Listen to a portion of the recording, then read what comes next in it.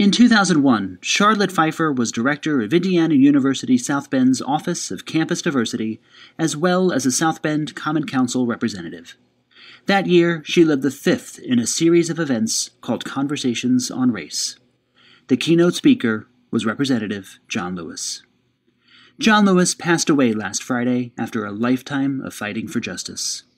To honor his life, we present the speech he delivered here at IU South Bend in 2001. Hope you enjoy. The Honorable John Lewis.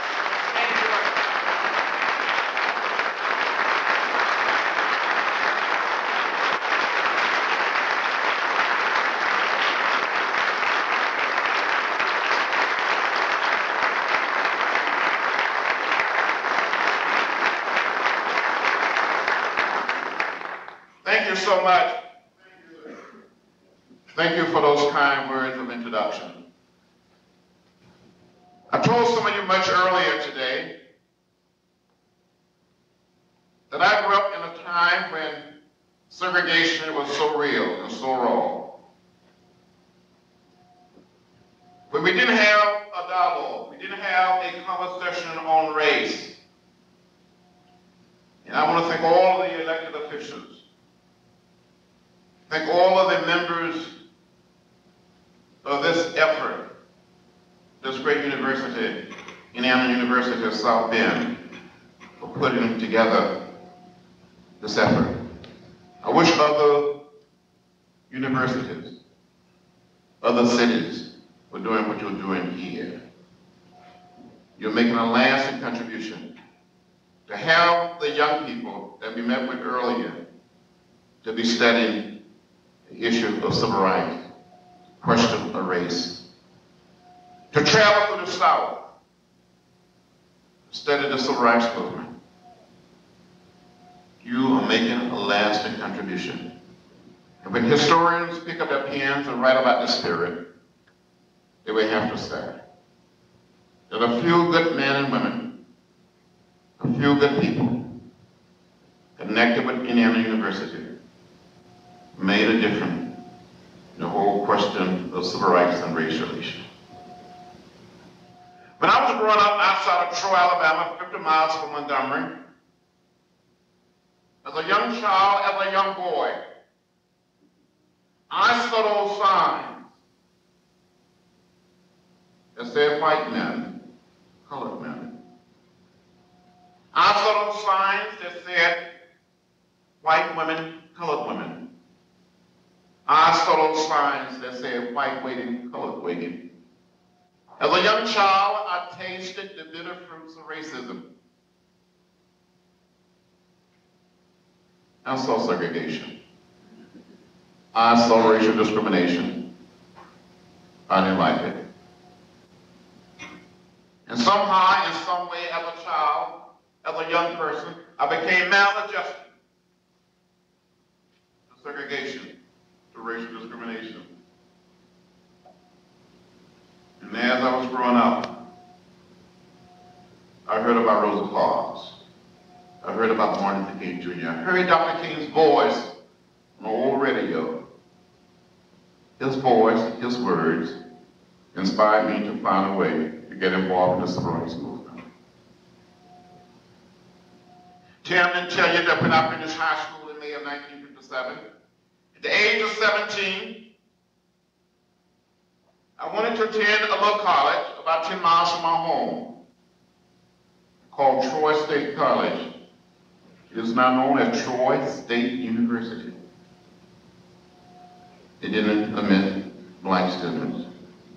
I submitted my application, had my high school transcripts sent to the school. I never heard a word from the college. I wrote a letter to Dr. Martin Luther King Jr. I didn't tell my mother, my father, any of my sisters or brothers that I was writing a letter to Dr. King. I wrote a letter to Martin Luther King Jr. and told him I wanted to attend Troy State College. Dr. Martin Luther King Jr. wrote me back and sent me a round-trip Greyhound bus ticket and invited me to come to Montgomery. In the meantime, I had applied to attend a little college in Nashville, Tennessee. I will never forget it as long as I live. I was accepted. My father told me he was going to drive me to the Greyhound bus station. Uncle mine gave me $100 bill, more money than I ever had. He also gave me a foot locker. I put everything that I own, my clothing, a few books in that foot locker, everything that I own except those chickens that I used to preach to, and went off to Nashville to study. Martin Luther King Jr. got back in church and suggested when I was home for spring break to come to see him. In March of 1958, by this time I'm 18 years old, on Saturday morning, my father drove me to the Greyhound bus station. I boarded the bus, traveled the 50 miles from Troy to Montgomery, arrived at the Greyhound bus station. I'd never seen a lawyer before, black or white. And a young lawyer, young black man by the name of Fred Gray, who was a lawyer for Rosa Parks, Dr. King, and the Montgomery movement, met me at the Greyhound bus station and drove me to the First Baptist Church in downtown Montgomery, pastored by the Reverend Ralph Abernathy, a colleague of Dr. King, and ushered me into the office of the church. As I walked through the door of the church, I saw Martin Luther King Jr. and Ralph Abernathy standing behind a desk. And Dr. King said, "John Lewis, are you John Lewis? Are you the boy from Troy?" And I spoke up and said, "Dr. King, I am John Robert Lewis." I gave my whole name. I didn't want there to be any mistake that I was the right person. And that was the beginning of my relationship with Martin Luther King Jr. It was the beginning of my involvement in the Civil Rights Movement. We had a wonderful discussion about my going to Troy State. And Dr. King told me if I pursued the idea of what could happen to me, to my family, I continued to study in Nashville, Tennessee. And while studying in Nashville, Tennessee, students from Vanderbilt, Peabody, Scarrett College, Fisk University, American Baptist Theological Seminary, Tennessee State, Harvard Medical College, all of us came together and started studying the philosophy and the discipline of nonviolence. And then we started sitting in at segregated lunch counters and restaurants in downtown Nashville. And while sitting in the spring of 1960, you're sitting there in a orderly, peaceful, nonviolent fashion. And someone would come up and put a lighted cigarette out in our hair or down our backs, pour hot water on us, hot coffee, hot chocolate. But we didn't strike back. Because we had been taught the way of nonviolence, the way of love. Because our struggle, we had been taught, was not a struggle against people, not against our fellow human beings, not against our fellow citizens, but a struggle against customs, tradition, bad laws. We were out to redeem the very soul of Nashville, as Dr. King was said, to redeem the very soul of America. Our goal was to build a beloved community, an open society, an all-inclusive society, where we could forget about race and color and see people, as human beings. And during those years, many of us grew to accept nonviolence, not simply as a technique or as a tactic, but as a way of life, as a way of living. When you accept nonviolence, simply as a technique or as a tactic, it becomes like a faucet. You can turn it on and you can turn it off. But when you accept nonviolence as a way of life, as a way of living, you said means and ends are inseparable. If we want to create the beloved community, the good society, the open society, if that is our goal, if that is our end, then the way we struggle must be one of love. come to the conclusion that love is a better way. It is a more excellent way.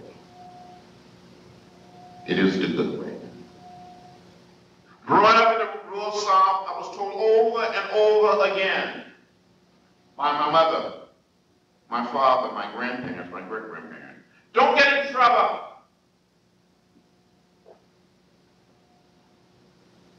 As a student in Nashville, studying nonviolence, sitting in, going on the freedom rides, I got in trouble. It was good trouble. It was necessary trouble. Sometime in a movement, you have to do what I call get in the way. Just get in the way. You have to have that faith, that belief, that somehow, in some way, you must just get in the way to bring about change. A group of us was sitting in on February 27, 1960, at downtown Orange County in Nashville. We've been beaten. People were spit on us. And then the local officials came in. They placed us all under arrest. I was arrested for the first time. In the moment that I was arrested, I felt liberated. I felt free. So you beat me, you spit on me, you arrest me. What else can you do? The movement spread all across the South like wildfire. And Martin Luther King Jr. was so moved and so pleased to see hundreds and thousands of students, young people, believing in the philosophy of nonviolence, taking the movement, not just on the college campuses, but going on a freedom ride, taking the movement into the heart of Mississippi, the Delta, to the Black Belt of Alabama, Southwest Georgia, and other parts of the South. But all across the South, during that period, others were being arrested, beaten, and jailed. I said earlier today that President Kennedy, Robert Kennedy, and later President Johnson responded to our cries, to our suffering, to our pain.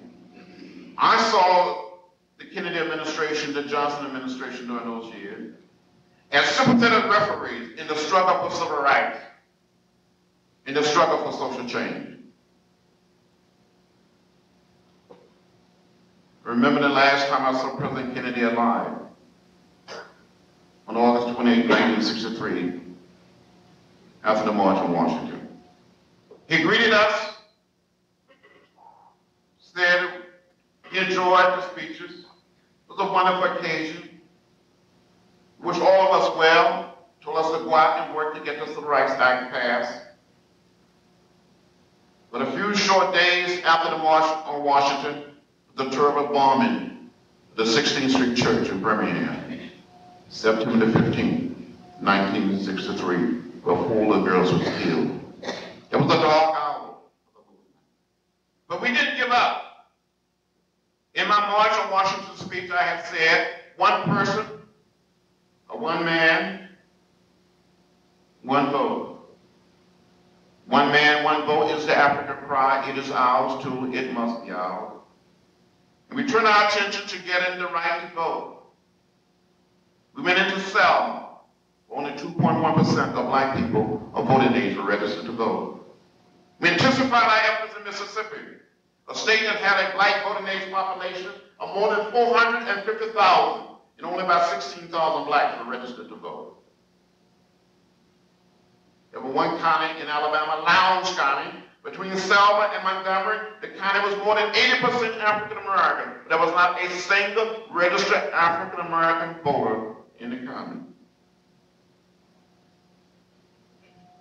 Individuals had to pass a so-called literacy test, be able to interpret certain section of the United States Constitution, Constitution of the state of Alabama, Mississippi, or Georgia.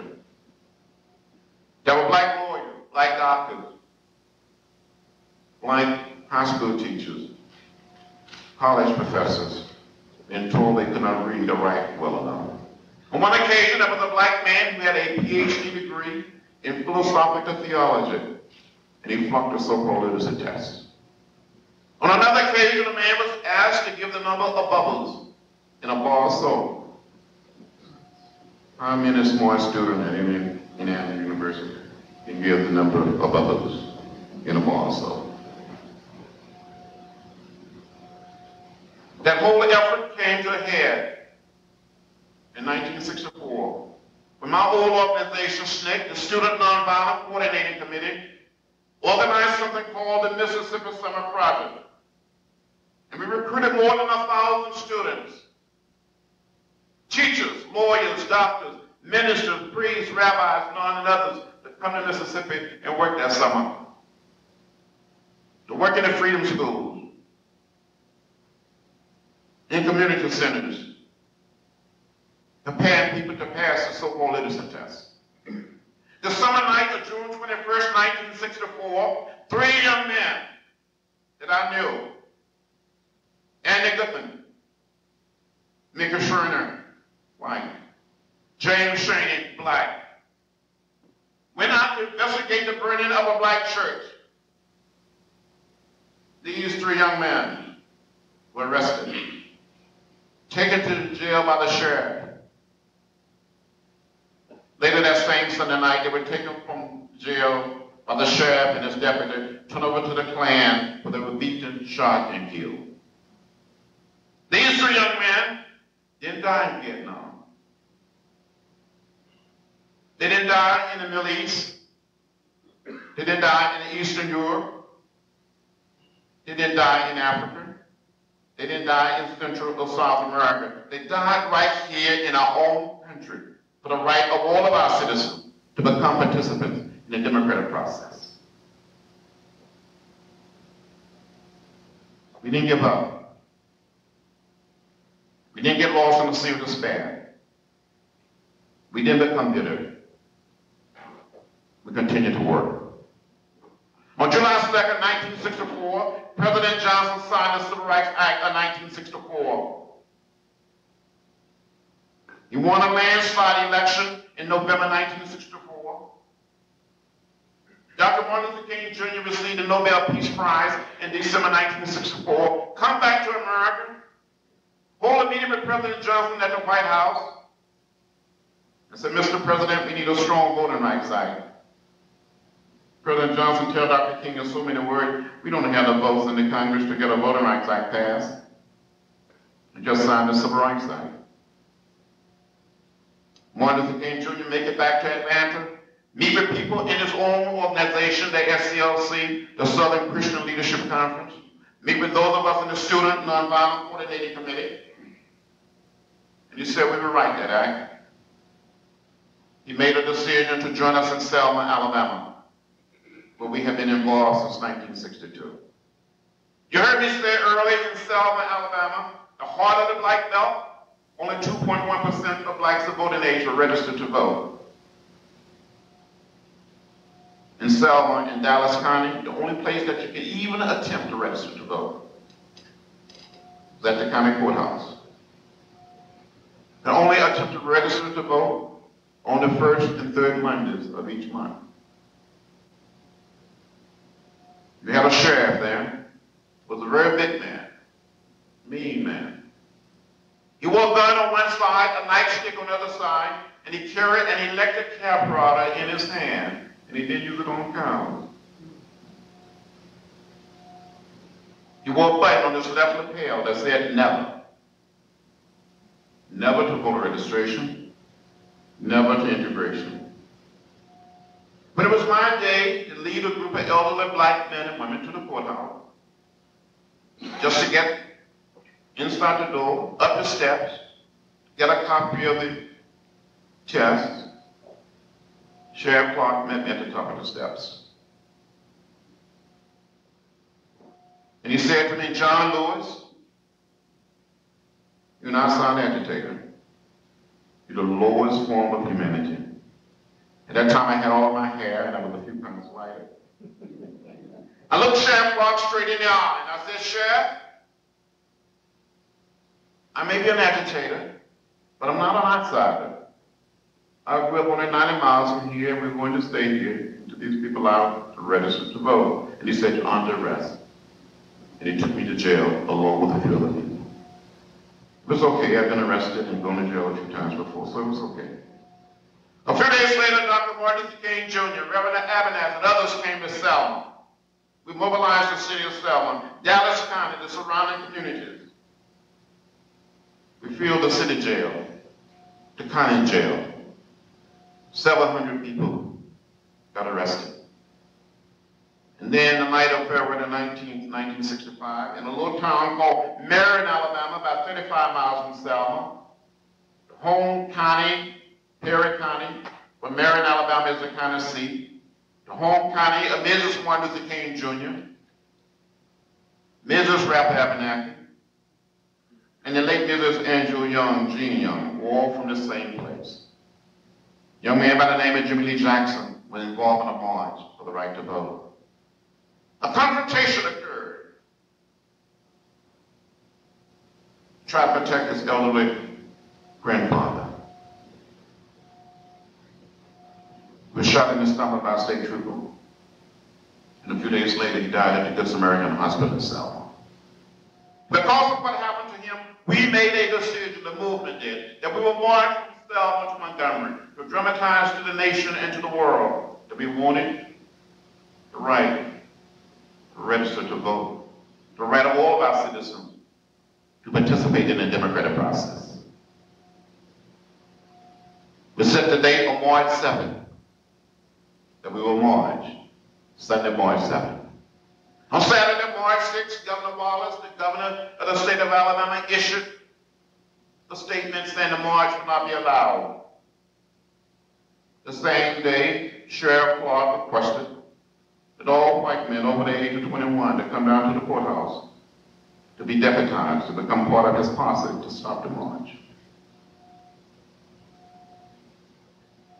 We attended the church services at Brown Chapel AME Church, a little church in downtown Selma, that Sunday morning. After the services, about 600 of us, primarily elderly black men and women, and a few young people and a few young children, gathered out on a playground, conducted a nonviolent workshop. We had a prayer. We lined up in twos to walk in an orderly, peaceful, nonviolent fashion from Selma to Montgomery. I was wearing a backpack before it became fashionable to wear backpacks. And in this backpack, I had 2 books, an apple, an orange, toothbrush, and toothpaste. I thought we were going to be arrested, that we were going to jail. So I wanted to have something to read, something to eat. And since I was going to be in jail in close quarters with my friends, colleagues, and neighbors, I wanted to be able to brush my teeth. I was walking beside a young man by the name of Jose Williams on the staff of Dr. King. No one said a word. We get to the edge of the bridge crossing the Alabama River. The Independence Bridge. We see all this water down below in the Alabama River. Jose Williams says to me, John, can you swim? And I said, no. I said, Jose, can you swim? And he said, no. I said, well, there's too much water down there. We're not going to jump. We're not going back. We went forward. And we continue to walk. No one saying a word. We come to the apex of the bridge, and we look down below. We saw a sea of blue. Alabama state troopers. Some members of Sheriff Clark posse, the deputies, men on horseback. We continue to walk. We come within hearing distance of the state troopers. a man identified himself and said, "I'm Major John Cloud of the Alabama State Troopers. This is an unlawful march. You will not be allowed to continue. I give you 3 minutes to disperse and return to your church." In less than a minute and a half, Major John Cloud said, "Troopers advance." You saw these men putting on their gas masks. They came toward us, beating us with nightsticks and bullwhips, trampling us with horses, releasing their tear gas, were hit in the head by a state trooper with a nightstick, had a concussion at the bridge. I thought I was going to die. To this day, I don't know how I made it back across the bridge, through the streets of Selma, back to this little church, Brown Chapel, AME Church. But I do recall being back at the church that Sunday afternoon. The church is now full to capacity. More than 2,000 people on the outside trying to get in to protest what had happened on the bridge. And someone asked me to say something to the audience, and I stood up and said, "I don't understand it. How President Johnson can send troops to Vietnam, but cannot send troops to Selma to protect people who only desires to register to vote." The next thing I knew, I had been admitted to the Good Samaritan Hospital in Selma. The following Monday morning, Martin Luther King Jr. and Reverend Abernathy came by to visit. Dr. King had made it in from Atlanta. And Dr. Martin Luther King Jr. said to me, "John, don't worry. We'll make it from Selma to Montgomery. The Voting Rights Act will be passed." He issued a call, he issued an appeal for religious leaders to come to Selma. The following Tuesday, more than 1,000 ministers, priests, rabbis, and nuns responded to the plea of Dr. King and came to Selma and marched across the bridge, marched to the point where we had been beaten 2 days earlier, said a prayer, and returned to the church. That evening, one of the ministers, along with several others, went out to get something to eat. They were attacked by the Klan, and one was so severely beaten, 2 or 3 days later, he died at a local hospital in Birmingham. President Johnson invited Governor Wallace to come to Washington to try to get assurance from him that he would protect us if we decided to march on from Selma to Montgomery. And President Johnson could not get assurance from Governor Wallace as the federal court issued an order allowing us to march the 50 miles. President Johnson made the decision to call out the military and federalize the Alabama National Guard. But he went on television and spoke to a joint session of the Congress on March 15, 1965, and perhaps made one of the most moving speeches on the whole question of voting rights or civil rights that any American president have made in modern time. Lyndon Johnson started that speech off that night by saying, "I speak tonight for the dignity of man and for the destiny of democracy." He went on to say, "At time, history, and fate meet in a single place in man's unending search for freedom." So it was, more than a century ago, at Lexington and at Congress. So it was at Appomattox. So it was last week in Selma, Alabama. He condemned the violence in Selma, introduced the Voting Rights Act. And in that speech he said over and over again, "And we shall overcome, and we shall overcome." Sitting next to Martin Luther King Jr., the home of a local family there in Selma, as we watched and listened to President Johnson, tears came down his face. He cried, and we all cried a little. He said again, "We'll make it. The Voting Rights Act will be passed." And the Congress passed the Voting Rights Act, and it was signed into law on August 6, 1965. And I said to you today, as you have a conversation on race, because of the involvement of hundreds and thousands and millions of our citizens, because of the Civil Rights Act of 1964, the Voting Rights Act of 1965, the Fair Housing Act of 1968, and the effort of so many countless individuals, we live in a different country. We live in a better country. We are in the process of laying down the burden of race. I don't care what people tell you. And I know there are people, no doubt, in the South End. There are people all across the state, all across our nation. I hear from time to time, say nothing changed. I said, come and walk in my shoes. Things have changed. Those signs that I saw are gone, and they will not return. When we went back to Selma, Alabama, for the 35th anniversary of the march from Selma to Montgomery, you must keep in mind in 1965, 36 years ago, all of the law enforcement people were all white men. But when we went back there and walked across that bridge for the 35th anniversary last year, the President of the United States walked across with us. There were women, African American, Asian American, and Hispanic.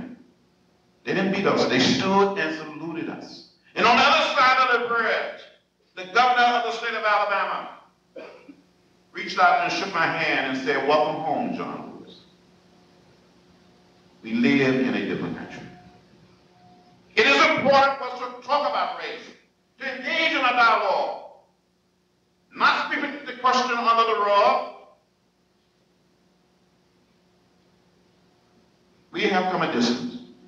We made a lot of progress, but we still have a distance to go to build a beloved community, to build an open society.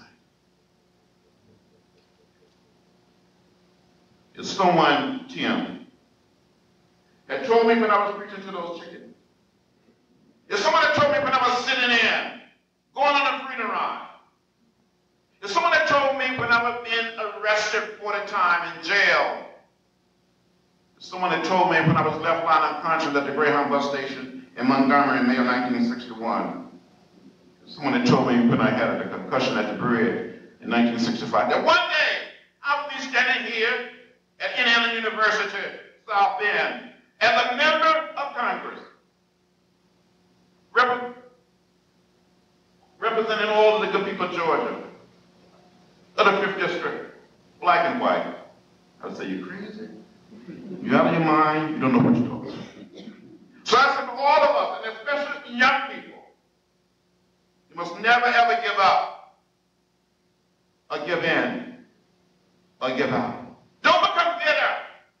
Don't become hostile. Don't get lost in a sea of despair. We must keep the faith. We must keep our eyes on the prize. Our struggle to build a beloved community, to build a good society. Our struggle to lay down the burden of race, to lay down the burden of hate, is a struggle of a lifetime. Every day I become more hopeful and more optimistic about the future. We should not fear the future. We should embrace it. I told some of you this story early, and I'll tell it again. Those of you who heard it, just I like to do it. When I was brought up outside of Troy, Alabama, 50 miles from Montgomery, near an aunt. This aunt was named Sedivo, my Aunt Sedivo. I grew up in a very large family, 6 brothers and 3 sisters. Host of first cousins, almost 100 on my mother's side alone. Had a sense of extended family. But we grew up near an aunt by the name of Sedivo, and my Aunt Sedivo lived in what we call a shotgun house. She didn't have a green manicured lawn. She had a simple, plain, dirt yard. I know here at South Bend, here at this great university, all of these wonderful elected officials, wonderful teachers, professors, administrators, you're very smart, but you don't know what a shotgun house is. You never seen one. My Aunt Sedivo lived in a shotgun house. Sometime at night, you can look up through the ceiling, through the tin roof of this old shotgun house, and count the stars. When it would rain, she would get a pail of what we call a bucket and catch the rainwater. From time to time, she would walk out into the woods and take branches from a dogwood tree and tie these branches together and make a broom, and she called it the brush broom. And she would sweep their yard clean, sometimes 2 or 3 times a week. My Aunt Geneva lived in a shotgun house. For the young people here, let me tell you what a shotgun house is in the nonviolent sense. In the nonviolent sense, a shotgun house, the old house with a tin roof, where you can bounce a ball through the front door and it will go straight out the back door. My Aunt Geneva lived in a shotgun house. In the military sense, old house with a tin roof, where you can fire a gun through the front door and the bullet will go straight out the back door. But one Saturday afternoon, a group of my sisters and brothers and a few of my first cousins, about 12 or 15 of us young children, were playing in my Aunt Geneva dirt yard, and an unbelievable storm came up. The wind started blowing, the thunder started rolling, the lightning started flashing, and the rain started beating on the tin roof of this old shotgun house. Mom became terrified. She started crying. She thought this whole house was going to blow away. She got us all on the inside and told us to hold hands. Wind continued to blow. Thunder continued to roll. The lightning continued to flash. And we all started crying as little children. And from one corner of this whole house appeared to be lifted from its foundation, Mom had us to walk to that corner to try to hold this house down with our little bodies. When the other corner appeared to be lifted, had us to walk to that side to try to hold this house down with our little bodies. We were little children walking with the wind, but we never, ever left the house. The wind may blow, the thunder may roll, the lightning may flash, and the rain may beat on all the house. Call it the house of Indiana University. Call it the house of something. Call it the American house, call it the world house, but we all live in the same house. We're one house. We're one people. We're one family. Just maybe our foremothers and our forefathers all came to this great land in different ships. But we're all in the same boat now. It doesn't matter whether we're black or white or Hispanic or Asian American or Native American. We're one people.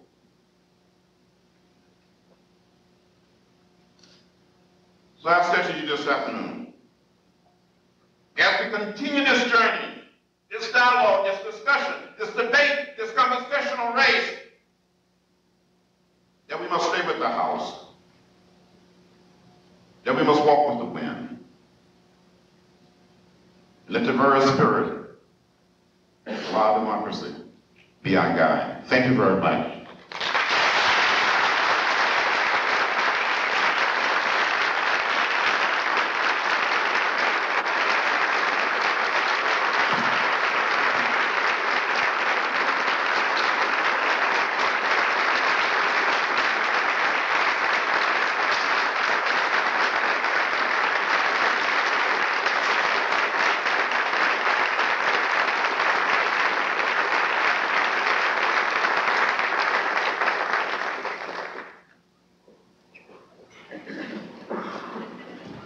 How soft-spoken John is. You all got him fired up, and he's ready to answer some questions here too. So we have microphones on both sides, and you just identify yourself and ask the question. I'm sure John Lewis will give you a great answer. Go ahead. Congressman Lewis, it is such a pleasure to be here. I mean, I was sitting there and just so overcome with emotions, and so if my voice starts to quiver at this point, please forgive me. My name is Elonda Wilder-Hamilton. I'm the diversity coordinator here at IUSB. I work with Charlotte Pfeifer. But I have 2 questions for you. The first one is, you mentioned the Mississippi Project, and I was fortunate enough to own a copy, and I recently finished reading The Mississippi Challenge. It was an excellent book. So would you mind just elaborating a little bit about the situation with the state of Mississippi and what actually went on, you know, with, I think, people taking it to the convention or doing something. And then after you answer that, my second question is that right now, I think there's a difference in the national spirit, for lack of a better term. In the 60s and the 50s, you had a tangible problem. You had something to fight against. You had something that you could see. You saw those signs that said white only and colored only. Those signs are now gone. What do we do now to continue the movement, to continue the fight? Well, thank you very much for your statement and your question. The Mississippi Challenge was simple that people of color have been kept out of the political process. Even before 1964, there was a mock election in Mississippi. 1963 was an election in Mississippi. The elections was off-year, odd-year election. And you had a black man and a young white man running for governor and lieutenant governor in mock election. And what we were trying to prove, test, demonstrate, I guess, that if black people could participate in the election process, they could determine an outcome of an election. And we had the mock election over a period of 7 days. We had ballot boxes that people registered, and they have ballot boxes in churches, community centers, barber shops, or beauty shops, different places. And more than 250,000 people, I believe, participated in those mock elections. And so using that data and information helped to create the Mississippi Summer Project, but also led to the creation of the Mississippi Freedom Democratic Party, which was an interracial group.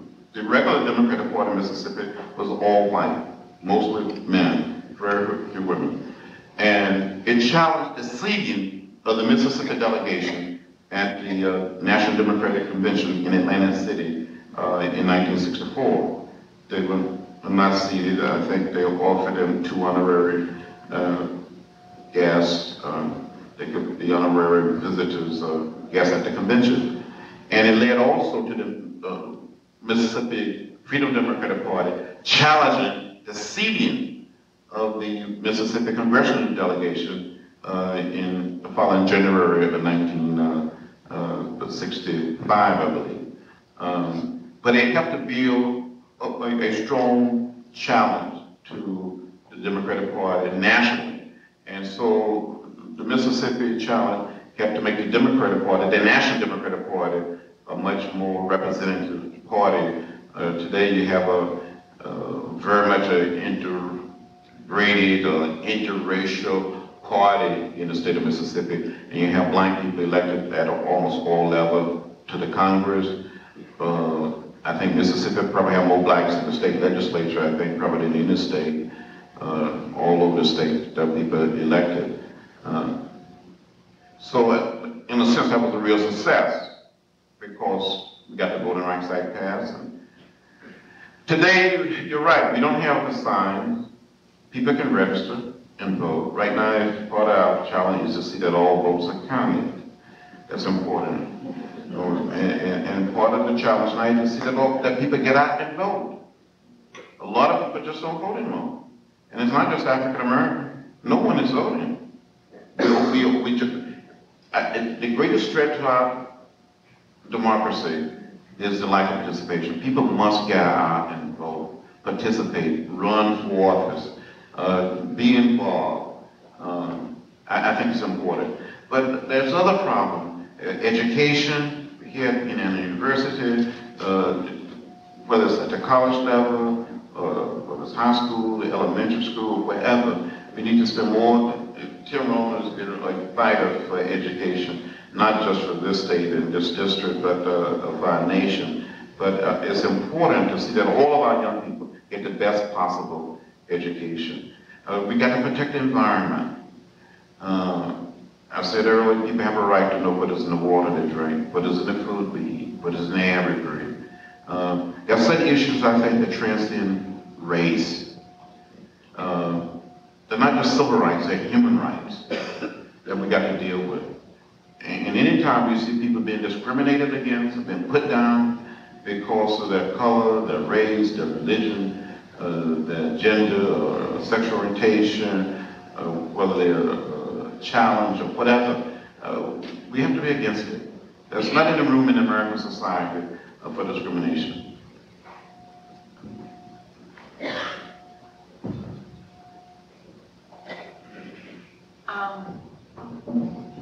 I was hoping you might be able to comment with the events that have happened after the bombing in New York. A lot of laws are coming forth at Congress that deal with issues about search warrants and how long people can be held, etc., without charges being made. And there is a concern by some people that we need to balance, the safety and the things we need to do to prevent terrorism with the issues of making sure that we don't enact laws that will violate people's rights. And I've been recently reading in the paper how there have been some people who have been held as either witnesses or just simply held without charges made for 2 and 3 weeks. There was recently an incident, I believe, about a professor and a doctor that were held for several weeks in a jail. They were not allowed to contact lawyers, etc. And then they were suddenly released and with no charges against them. And it was admitted that there wasn't any reason to assume that they were connected with any terrorist pact other than the fact that they were from the Mideast and Mideast ancestry. Could you comment on that, please? Well, I think you said it all. I don't think I can really add anything but say amen to what you said. I'm deeply concerned and troubled in trying to prevent terrorism and root out terrorism in our land that under the guise of doing something about what happened on September 11th, we would do some bad things that we would have to live with for years and years to come. I think we must not violate the civil liberties, the civil rights, and basic human rights of anyone. We have to be very, very careful. And when these issues come up, I think we have to debate them, and we cannot leave it up to 1 or 2 people to make the decision. We cannot have the Attorney General and the President, a few people in a cabinet meeting making no decision. I think the Congress must participate in that debate, and the American people should be able to participate in that debate. We don't want to go back to another period in our history. We don't want to go back to the 50s. We don't want to go back where we round up a Japanese citizen. We don't want to go back to the McCarthy time period. But that would be a step backward. So I know we're going to be very mindful of that. I am, and I know Tim is.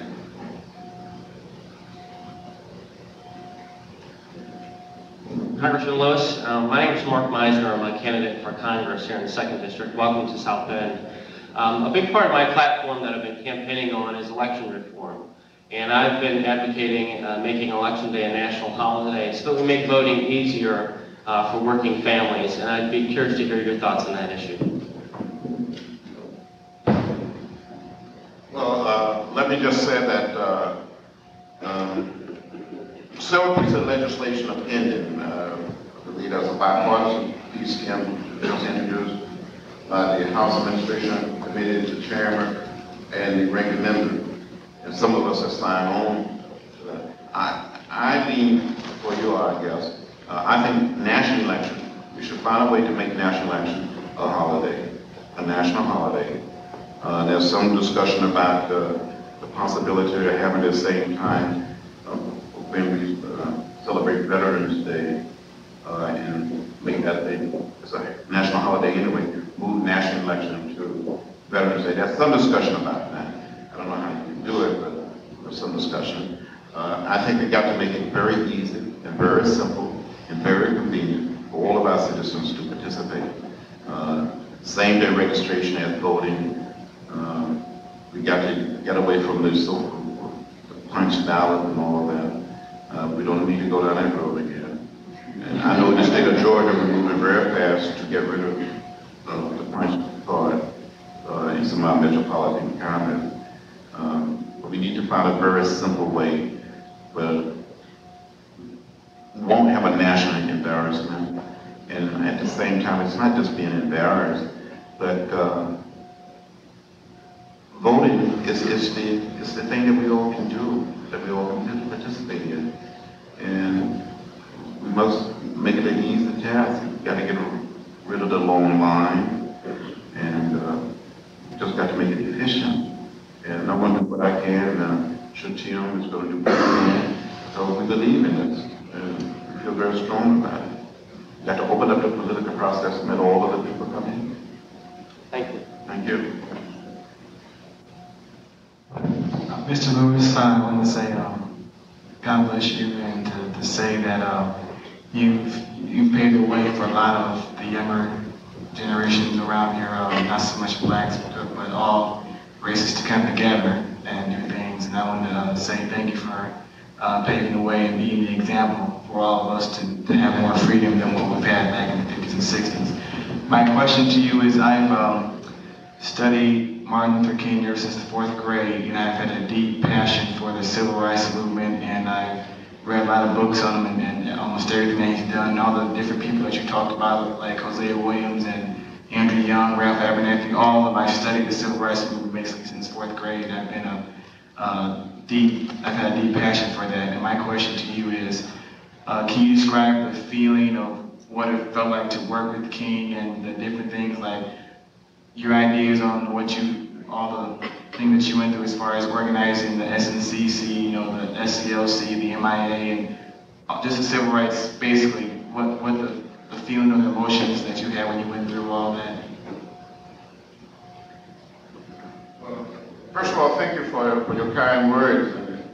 Happy to know that you have been studying the civil rights movement since 4th grade. You probably can tell the story much better than I can. That is very good. When I was growing up, and sometimes I feel like I never had a childhood. And Tim may know sometimes I act very childish on the floor. Sometimes I don't know. But maybe I'm trying to regret that. I felt like at one point in my own life that I got so caught up in the movement, and it became my life. Everything I did.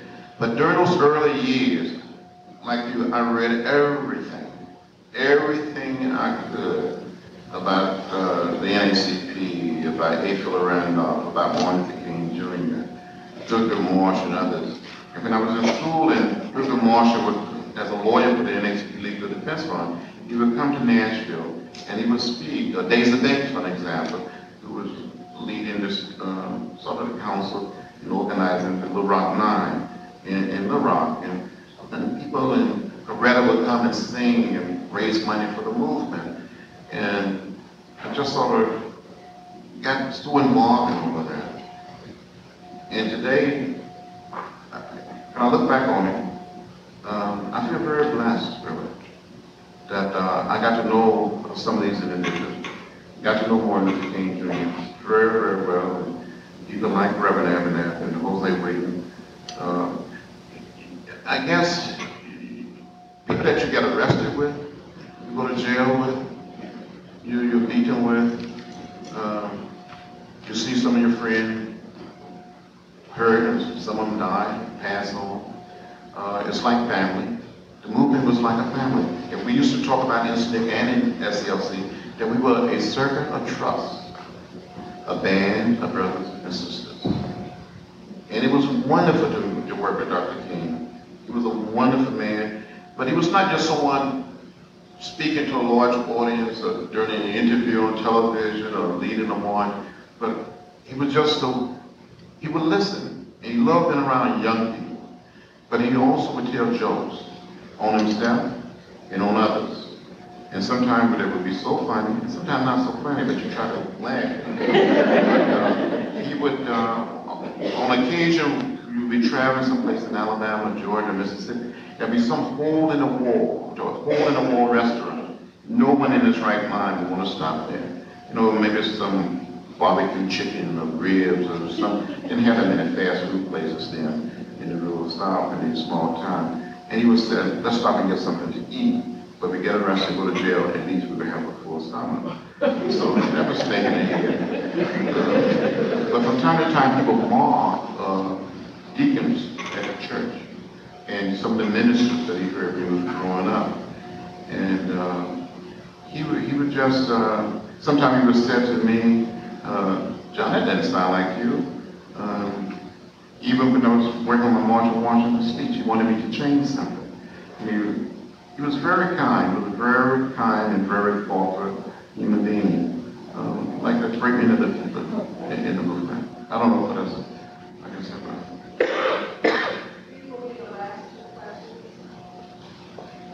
Hi, Congressman Lewis. I really don't have a question for you.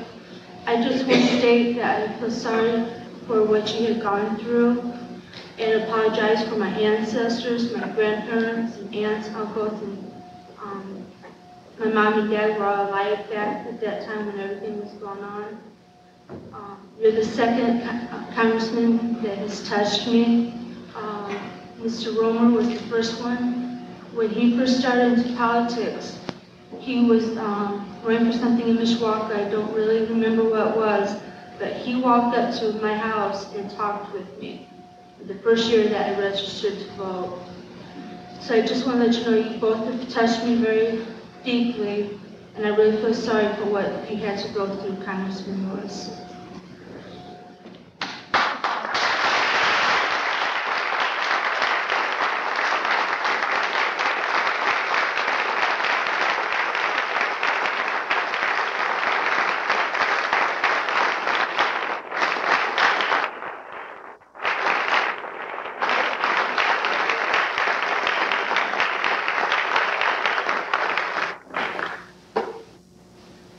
Thank you so much. You don't need to apologize, but thank you so much for your kind words and for having the courage to say that. It means a great deal.